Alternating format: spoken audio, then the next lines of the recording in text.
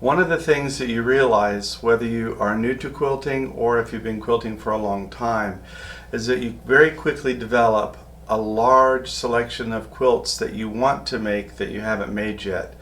And Dresden Plate has been one of those that have been on my list for a long time. The Dresden Plate was really popular back in the 1930s, but the pattern actually came from Dresden, Germany, where they were meant to imitate the large decorative plates that they used for their celebrations and holidays. The Dresden Plate normally has 3 different variations. The 3 variations are the sunburst points, some of them are curved with a scalloped edge, and then some of them don't have anything. It's just a circle with a circle in the middle, and it just has the wedges. We've updated the Dresden Plate for a more modern look, and we also have a pattern that you could get from our pattern selection, which has the background piecing instructions. It also has the templates or the pattern for 3 different size Dresden plates, so you can make them out of your own fabric. If you choose, we also have laser cut and pre-fused applique Dresden plates. These come in 3 sizes also, small, medium, and large. And they also come in 2 color variations. There's the Batik, which is behind me, and we also have the dots. The dots is a little bit more kind of a retro 70s look, and the Batik is a little bit brighter.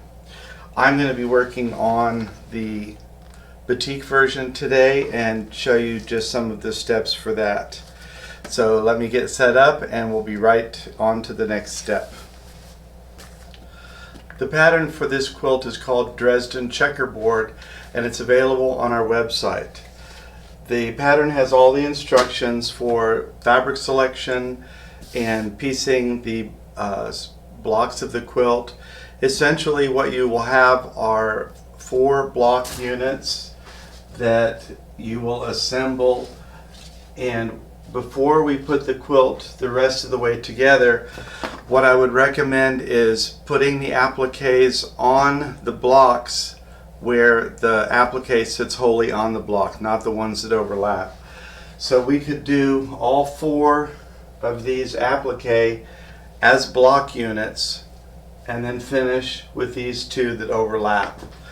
And the reason that you'd want to do that is because this is probably one of the most precise designs that we have, and there isn't a lot of room for variance in between the pieces. There's no overlap on the wedges, there's only an overlap on the center block, the center component. So you want to be very careful when you position these, and to prevent slippage when using your light box, it's a lot easier to work in these smaller units. So that's what I've done on this. I'll show you on one block. One other thing I will tell you is that I know for myself, I get ahead of myself, and I think I know what the next step is going to be when assembling these strip blocks. It seemed fairly simple, so I thought, oh, I know what the next step is, and I would just grab a couple pieces and put them together, and invariably I got the colors wrong. So you really want to take your time and pay attention to how your colors go together to create the checkerboard. Otherwise, when you get it together, you'll have a very good friend in the seam ripper. I know that I had to rip at least 3 times when I was assembling my blocks, so I will just tell you that as a piece of advice. So I'm going to go ahead and get my light box set up and show you what the next step is, and then we can move on to doing the applique from these. When you pull your pattern out of the package, if you're using the laser cut applique, you're going to find that there are some pretty good creases in your paper. And what I would highly recommend if you're using this paper pattern is to iron the pattern before you use it. As I said before, This is a very precise pattern. There isn't a lot of variance in between the rays of the Dresden plate. So you really want to get them as accurate as possible. And if the paper is wrinkled, you're not going to get really accurate placement. You could be off quite a bit. And that really is true also with fabric. If the fabric is not ironed properly when you're cutting your pieces, you could be off quite a bit on your sizing just because the fabric is not perfectly flat. So the first step on this is to iron your pattern and make sure that there's no creases in it so that you can get really good placement on your Dresden plate spokes.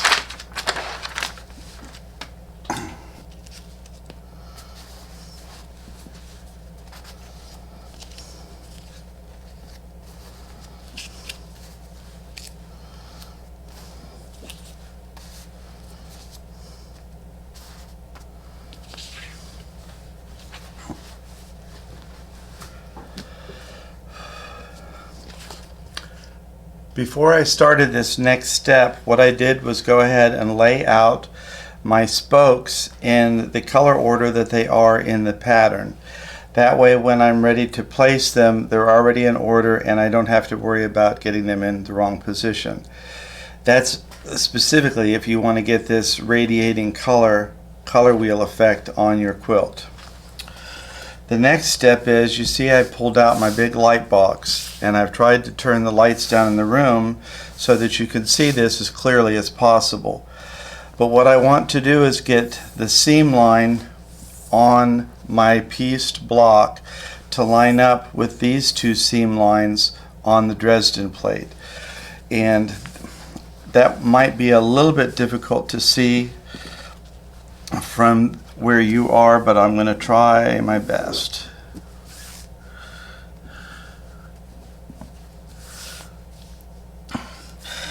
Now I have taped my pattern down, and you could also go to the extra step of either pinning the fabric block to the table or taping it. Whatever you need to do to keep this in position as much as possible while you're working on it. These wedges do not overlap, they just bump up to each other side by side, and there's really just a whisper space in between each piece. So you want to try and get them as accurate as possible. And many of you that know me will know that absolute accuracy is not my forte. So I will show you also what I do when reality pokes its nose in to my quilting projects. Also, some of these, as I'm placing them down, may look a little worse than what they actually are because of the light shining back behind them. So keep that in mind a little bit.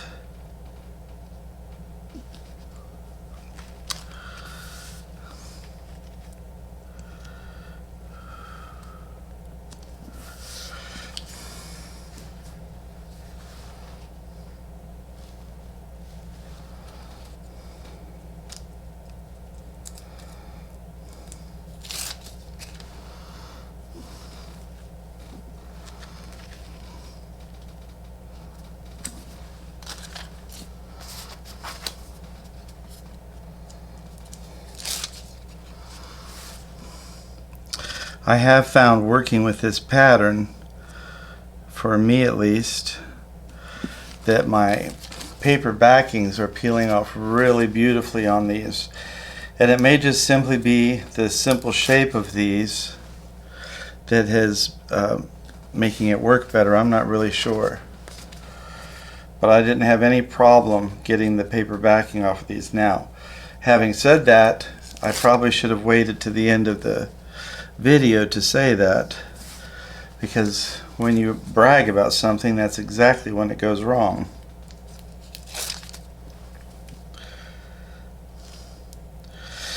There's several reference points that you can use when you're placing these. I've tried to get my seams to line up directly with the edge of the Dresden plates when I get to those points. I'm also trying to use the dark point on the paper pattern and also the edges of the Dresden plates. But you will see on mine that there's going to be a tiny little space in between each one. I call it just a whisper. But when you're finished with the quilting and have it hung up or on the bed, you're not going to see those. The eye will visually fill in the space.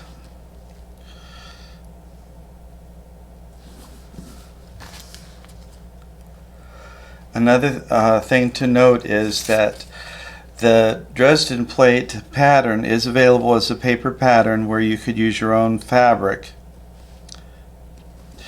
But it's also available as SVG files that you can download if you have a Brother Scan and Cut or a Cameo Silhouette and you wanted to use your own fabric and cutting system at home.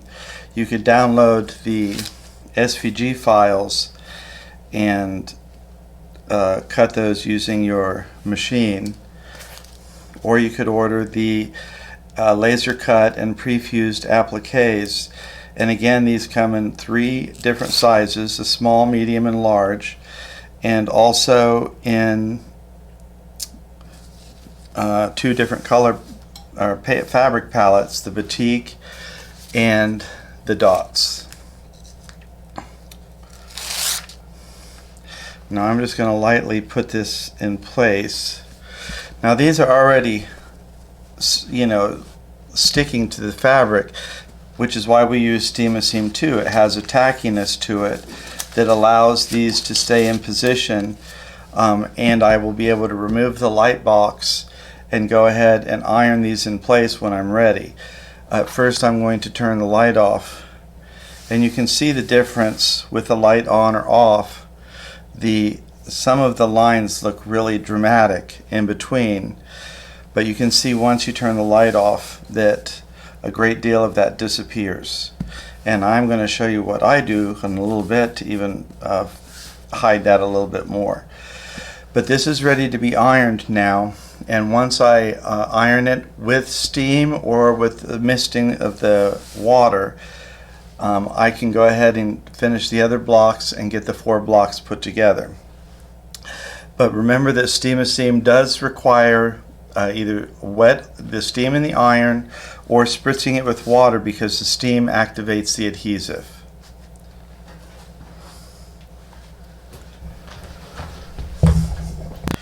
Now I'm going to show you how I personally cheat a little bit on my block by using Fabrico ink pens. I'm just going to go in on some of these areas where I see the light shining, and although it may not look like it's making a difference now, when the light goes off you're going to see that it will make a much bigger difference. I'm using Fabrico. It's just the kind that I have at the house, but I think probably any permanent fabric marking would be fine.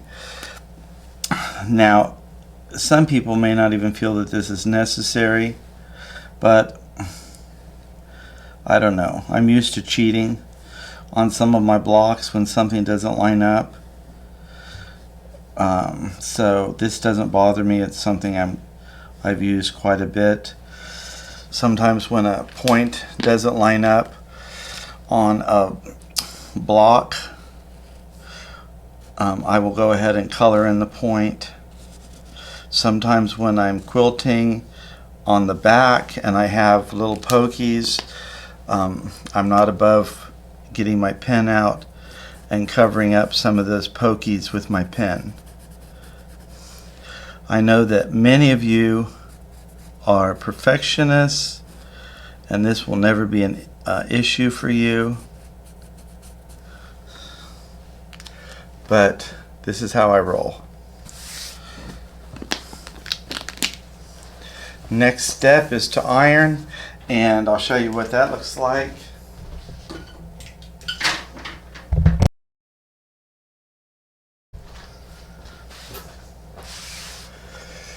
I have a dry iron here, so I'm just going to use a little bit of mist on mine, and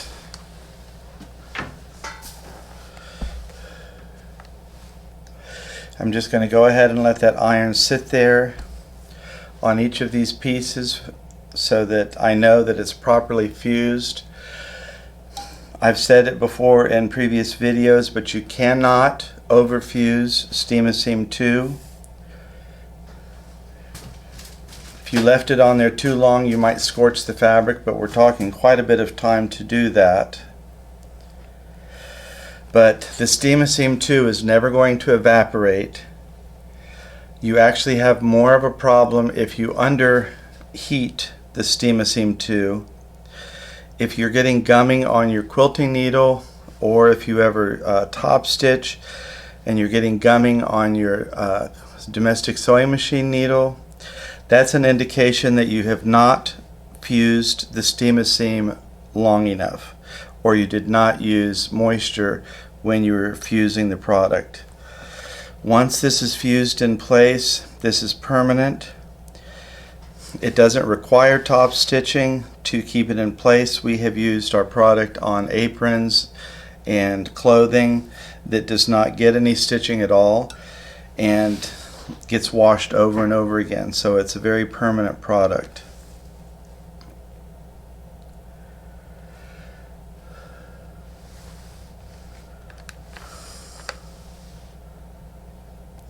I'm pretty happy with my cheat lines, except that one's probably a little bit dark. Somebody won't like that.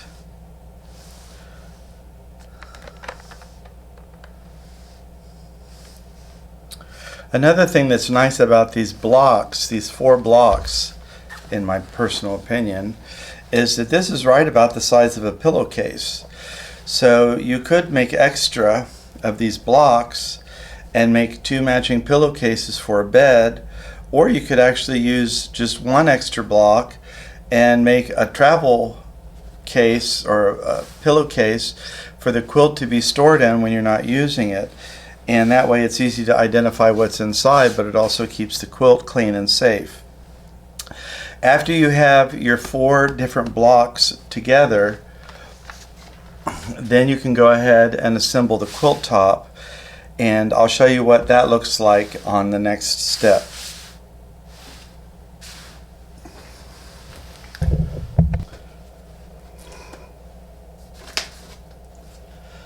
As you can see from the pattern, I have the 4 block units constructed, and I have the 4 Dresden plates that are completely centered on the blocks so that they don't overlap these 4 seams. At this point, what I would do is just go ahead and attach the last 2 Dresdens. You just want to be careful that the weight of the whole top doesn't help slide the top itself off of your pattern and cause you to get some odd placement on your Dresden plates. Now this quilt, as I said earlier, was more of a modern take on the Dresden pattern, and so you'll notice that there are some empty spaces which go along with the modern art theme. Also, this is a borderless quilt, so that there isn't anything that stops the design. And so those are just additional things that you can think about when you're creating yours. I'm not going to go ahead and show you the last 2 Dresdens because you've already seen how those go on, and there isn't any great revelation there except just be patient when you're placing them. But I'm really happy with how this turned out. I'm going to go ahead and finish mine and then get to the quilting pattern. But one thing I will say about quilting, in the 2 samples that were shown earlier, we had a very geometric pattern on the quilting. In the design studio, we have a computerized long arm system which helps to get really sharp, crisp quilting on geometric designs. Here I do not have a computerized system. I have to use body motion to get my design from the pantos. And I found for myself that I do better with things like feathers and leaves. So my quilt will be quilted with a more natural, organic design, while the samples from the design office used more geometric design to give you a more modern look. But I'll still be very happy with the outcome of mine. But I just wanted to share this with you today. I think it's really bright, and it's another quilt off my list, and that's a very good thing.